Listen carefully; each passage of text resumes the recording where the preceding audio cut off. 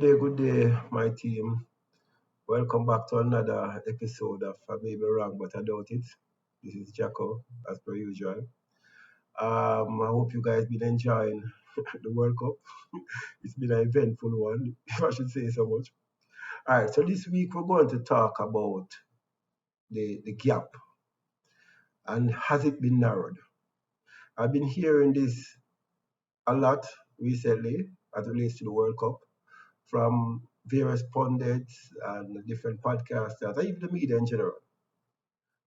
They're looking at the usual suspects, the Europeans and of course the South Americans, and saying that maybe the rest of the world has actually caught up based on what they're seeing in the World Cup. Now let's look at this a little bit more in depth. One of the main reasons they cited is the fact that more teams actually made it through to the second round. Now, is this evidence to indicate that the gap has narrowed? I would say no. When I look at the fact that this is the first time FIFA have actually had 48 countries participating in the World Cup. And with that being said, the second round actually had 32 teams. 32 teams, which represent more than 66% of the team that actually participated. So basically, if you're an average team at best, you would actually make it to the second round. Average team at best. Now, looking at that from that standpoint, we look at teams like Jamaica was in this World Cup, we would have qualified for the second round. I'm saying this to say the format allowed most teams to be qualified, to qualify. So I'm saying to say that a lot of first-time qualifying, that is evidence that the gap is not as wide. I don't think that is such a case. It's like CXC lowering the passing mark and then saying a lot of people pass. It's just not computing. Now look at it. You can even look at it even more in depth. The all South Americans team that made it to the World Cup made it to the round of 32.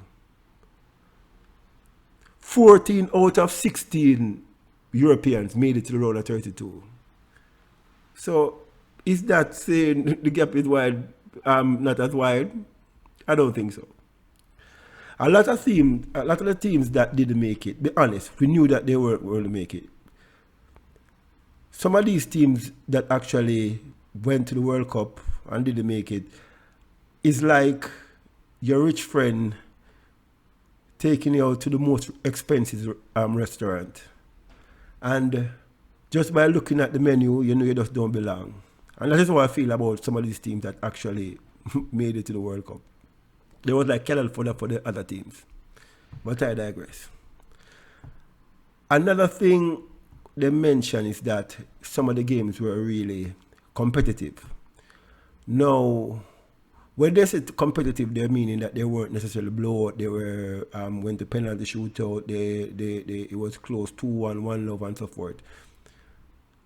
So that is another evidence that the gap is not as wide. My pushback to that would be looking at the games, right? How was it played? Tactically,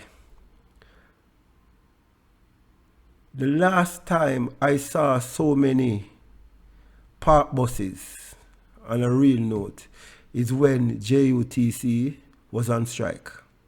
I kid you not. So my 2 cents is this. If team playing 11 man behind the ball and that constitutes the gap not being as wide, I really don't see it as such the case. You understand? If we should look at just the eye test, we can see that that is not the main reason. All right? That is not an evidence to show that the gap is as wide as we think. As there's really no surprises as it relates to who is in the round of 16. barring, say, Germany. But all the teams that were supposed to make it. The usual suspects are there. There are no surprises.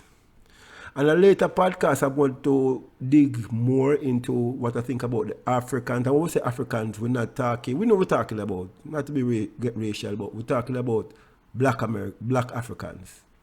You understand? What's happening over there?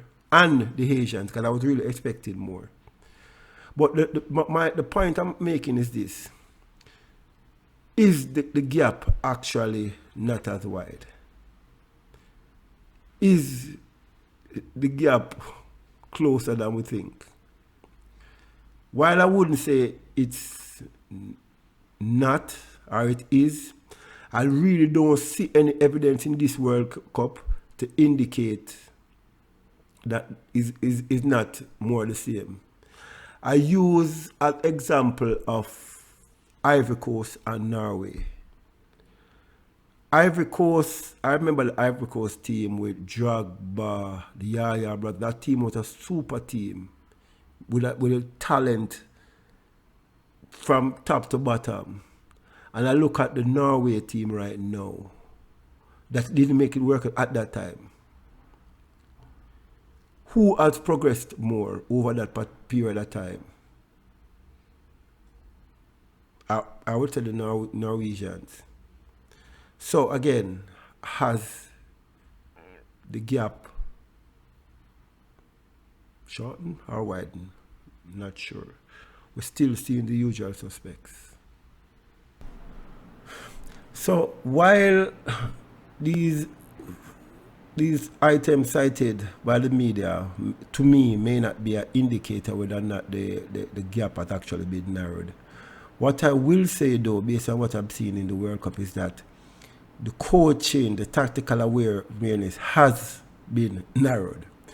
Teams are no longer just coming to let you score on them. Teams are coming with a plan, and they're doing their utmost best to be as competitive as possible. Now, is that a barometer to determine whether or not the gap has narrowed? I don't really think so again. But teams are doing whatever they need to do to keep themselves in the game right now. On a future podcast, again, I will speak to what I think about what's been happening in the other nations, the Asians, Africans, and so forth. But for now, I'm just saying, based on what I'm seeing, the evidence right now, we're still seeing the usual suspects. There's no really surprises, apart from, say, the Moroccans and so forth. But again, I will talk a lot in a future episode. But I just think now that we are looking at evidence that really don't exist right now. Thank you again for joining me for another episode, and I'll see you next week. Big up yourself.